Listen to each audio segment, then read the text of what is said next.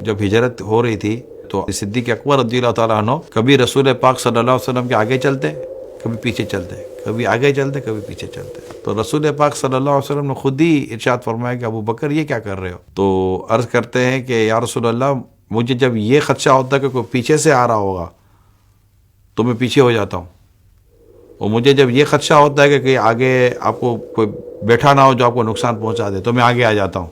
تو آقا صلی اللہ علیہ وسلم نے کچھ یوں ارشاد فرمایا کہ آپ یہ چاہتے ہیں کہ آپ مجھ سے پہلے دنیا سے چلے جائیں، یعنی کہ آپ مجھ پر اپنی جان دے دیں.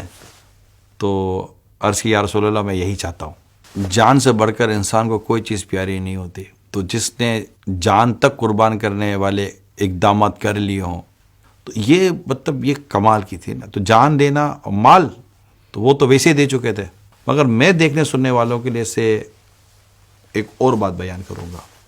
درست ہے کہ پیارے آقا صلی اللہ علیہ وسلم کے فرمان پر آپ اپنے گھر کا سارا سامان لے کر آ گئے اور پورے کے پورا گھر کا سامان قدموں میں رکھ دیا اور گھر میں کچھ بھی نہ چھوڑا. مگر کیا آپ بات بھول گئے؟ آقا دو جہاں صلی اللہ علیہ وسلم دنیا سے پردہ فرما گئے.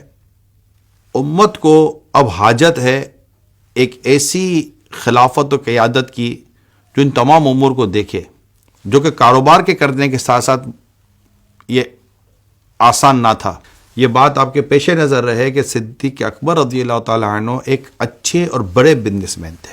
رسول پاک صلی اللہ علیہ وسلم کی محبت، دین کی محبت، امت سے پیار دیکھیے کہ آپ نے اپنا پورا کاروبار اسلام و دین کے نام پر قربان کر دیا، اور بیت المال سے پھر آپ کو گھر چلانے کے لیے ایک مخصوص وظیفہ ملا کرتا تھا، اس سے آپ اپنا گھر کے اخراجات تقوی کے ساتھ چلایا کرتے تھے.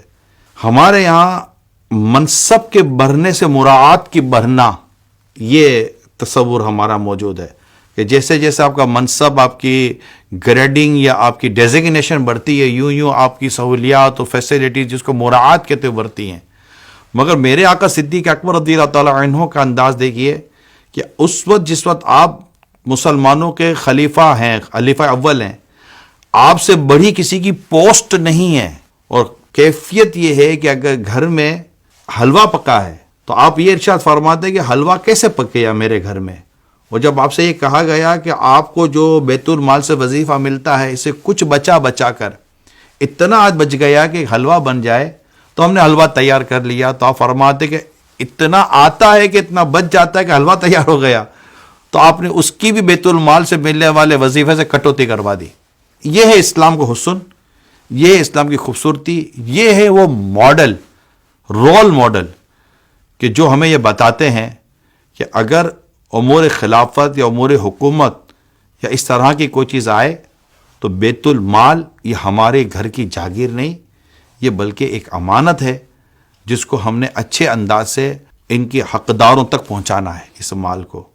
تو یہ ہمارے مطلب کہ بہت خوبصورت اور سنہرے ابواب و چیپٹر ہیں جنہیں ہم ان ایام میں ذکر بھی کرتے ہیں، یاد بھی کرتے ہیں، اور ہمیں کوشش کرنی چاہیے کہ ہم اس کو اختیار بھی کریں.